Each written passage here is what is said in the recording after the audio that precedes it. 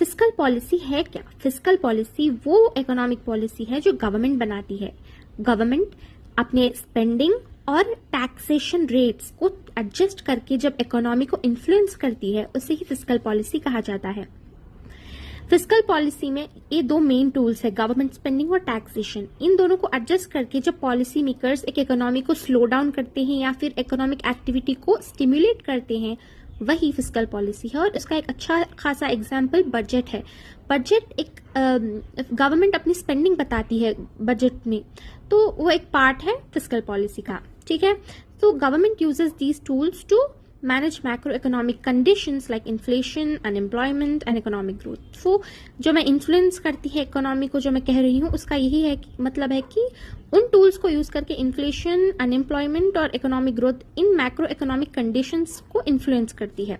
इसके 3 टूल्स है, एक है गवर्नमेंट स्पेंडिंग, सेकेंड है टैक्सेशन और थर्ड है public debt.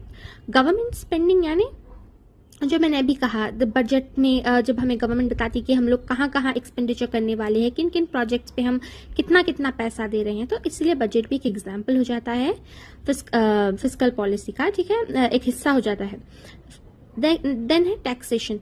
Taxation refers to government policy on taxes such as income tax, corporate tax, etc. जो टैक्स रेट कभी बढ़ा के कभी घटा के जो गवर्नमेंट मैक्रो इकोनॉमिक कंडीशंस को इन्फ्लुएंस करना चाहती है, तो इसीलिए टैक्सेशन एक इंपॉर्टेंट टूल हो जाता है फिस्कल पॉलिसी का।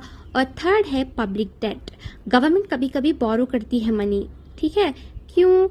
Finance spending when there is a gap between their revenue and expenditure. कभी कभी गवर्नमेंट के रेवेन्यू और एक्सपेंडिचर में बहुत गैप हो जाता है, मनी नहीं सफिशिएंट होती, तब जब वो बोरो करता है, वो भी एक टूल है फिस्कल पॉलिसी का। आई होप आपको समझ आया होगा फिस्कल पॉलिसी क्या है।